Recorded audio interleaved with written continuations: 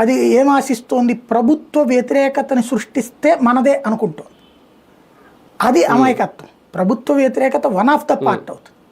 సరే, ప్రభుత్వ వ్యతిరేకత చూస్తే కనుక కాంగ్రెస్ని కంపేర్ చేసినప్పుడు బీజేపీ 1000 రెట్లు బెటర్ అవుతుంది. ఎందుకు ఎప్పటికప్పుడు సమస్యలు పరిష్కరిస్తుంటుంది బీజేపీ. అదే కాంగ్రెస్ ఉంటే పరిష్కారం అనేది ఉండదు. అది కాంగ్రెస్ ఉన్నప్పుడు 100 సమస్యలు వస్తే 10 పరిష్కరిస్తుంది, బీజేపీ 70 పరిష్కరిస్తుంది, 30 దాని దగ్గర సమస్యలు ఉంటాయి. కాబట్టి అది పబ్లిక్లోకి వెళ్ళిపోయింది. పాలన పరంగా చూస్తే కాంగ్రెస్తో పోల్చుకుంటే బీజేపీ బెటర్.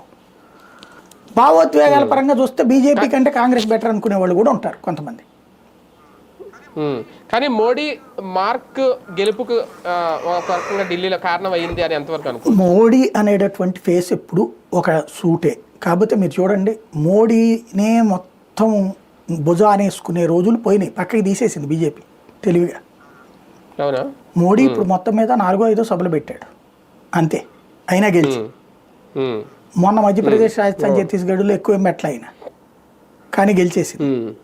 మహారాష్ట్రలో ఒక 7-8 సభలు పెట్టాడు అంతే, కానీ గెలిచేసింది. అంటే క్రమంగా మొత్తం మోడీని ఎత్తిన పెట్టేసి రాష్ట్రాన్ని గెలిపించుకునే కాన్సెప్ట్ని పక్కకి తీసేశారు.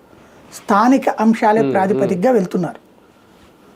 మోడీ సపోర్టింగ్ ప్రచారం నడుస్తుంది అంతే.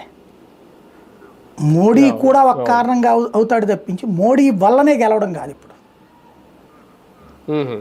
మెయిన్ మోడీ బీజేపీ గెలుపుకి మోడీ తోడు, లేదా బీజేపీని మోడీ